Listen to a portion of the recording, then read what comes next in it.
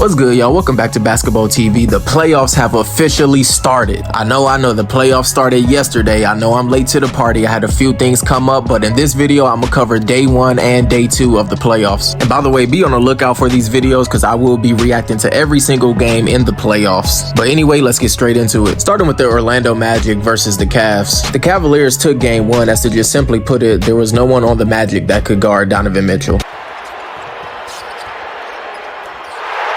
Mitchell's got a jack. Fades for 3. Garland, Mitchell, the drop off. Allen. Good listen. Mitchell, mid-range. Cavs. As has Karis LeVert. Mitchell. Oh, pretty move and a drop off. And a turnover, and it's a live ball for Mitchell.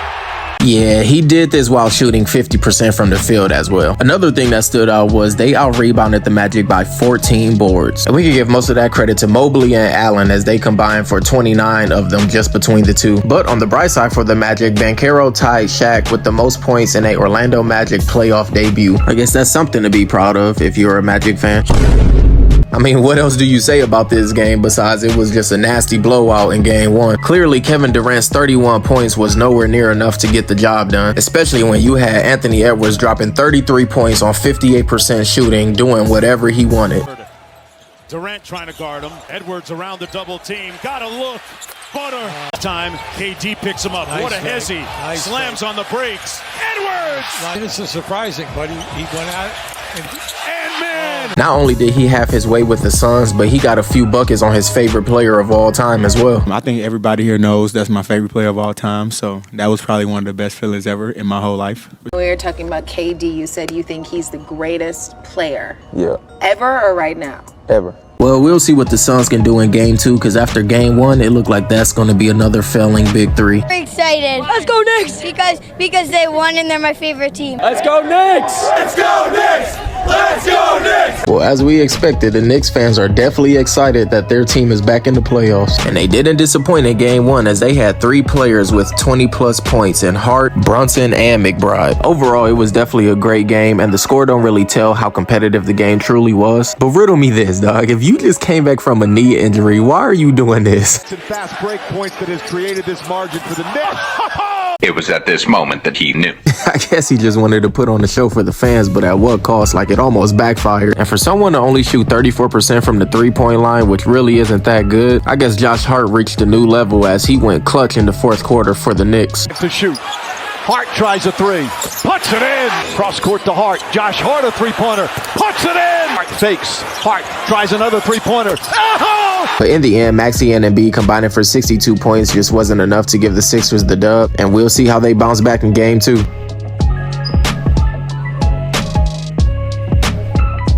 Being nicknamed the Joker really fits this, man. How you show up dressed as Gru and drop the most casual 32 points and 12 rebound double-double versus the Lakers in game 1 of the NBA playoffs. Crazy thing is, the Lakers actually had this a close game and made it look very interesting, and then the 3rd quarter happened, as the Nuggets went on to score 32 points while holding the Lakers to under 20 points. Basically, after that, the Nuggets never looked back. Hopefully, the Lakers can at least win game 2, because if they don't, I don't see them winning this series, because I think the Nuggets are definitely capable of at least taking 1 game away from the Lakers as they're out in LA. But we all know that X-Factor player is D'Lo, as it seemed like he's picking up from last year having another bad game against the Nuggets. I don't know what it is about him and the Nuggets, but I definitely need him to figure it out. I'm definitely not a Lakers fan, but I wouldn't mind seeing LeBron win his 5th ring before he retires.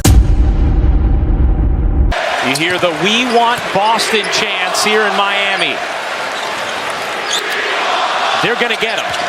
Hey, now hold on. Be careful what you ask for. Y'all wanted Boston and now y'all got them, but let's not forget, y'all are without Jimmy Butler. I guess the Heat fans let them beating up on the Bulls go straight to their heads. But the Celtics definitely made a statement letting them know we are not the Bulls, as they had 6 players in double-digit figures as they went ahead to blow out the Heat in game 1 by 20 points. And without there being a return date for Jimmy Butler, the Heat is going to have to do it this year without him. So we'll see if the Heat could possibly win at least 1 game against the Celtics, but I definitely don't see them beating being the Celtics without Jimmy Butler. Imagine having 10 players on a team that played at least 9 minutes in a game, and out of those 10 players, 2 of those players combined for 64 points. Okay, what's my point, you may ask? In total, the entire team scored 97 points. So let's do some quick math. You take the 97 points and subtract it by the 64 points that the 2 players scored, and that'll give us the total of the amount of points that the rest of the team scored, which is 33 points. But earlier when I said imagine, I guess we don't have to imagine in this scenario because it actually happened, as Kyrie and Luka combined for 64 points as they still lost in game 1 versus the Clippers. Also, this was without Kawhi Leonard, arguably their best player. And speaking of being without Kawhi, man, this dude always injured during the playoffs. But luckily, we got a little taste of James Harden back when he used to play for the Rockets. Hey, yo, pause, no Diddy. Harden to the corner, Westbrook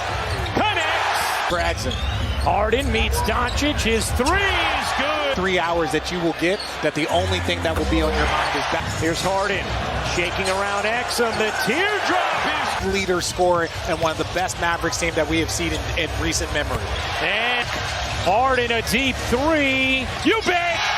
But it wasn't just him either, as Paul George had 22 and Zubac had an impressive double-double with 20 points and 15 boards. But I really do hope that the Clippers continue to play good and this was just not a one-time thing, especially from James Harden. They can't do it the way I do it. Move around this fluid. Birkin bags and feet up on the wood when I get to it. Lead for the Bucks. Lillard lines it up.